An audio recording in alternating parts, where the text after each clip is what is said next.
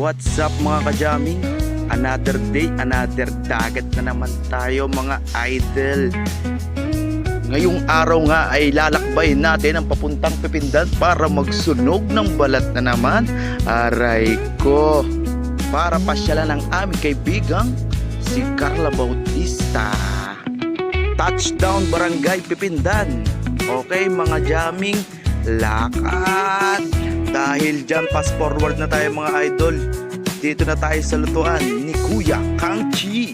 Ngayon nga ay magluluto tayo ng adobong ostrich para tanpulots at saka ulam. Ayan nga't nakita nyo at meron pang viewers gusto matuto ng recipe natin, ang idol. Sabi ko nga sa kanila, una, igisa mo lang yan at pagsasama-samahin mo lang lahat ng sangkap niyan.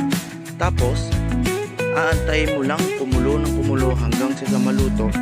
At habang inaantay nyo maluto, samahan mo na ng dasal na naway masarapan sila at magustuhan nila ang iyong putahe. Diyan nga ay sinamahan ko na ng sayaw. Kasi nga may kasabihan, masarap ka na nga magluto tapos masarap ka pa.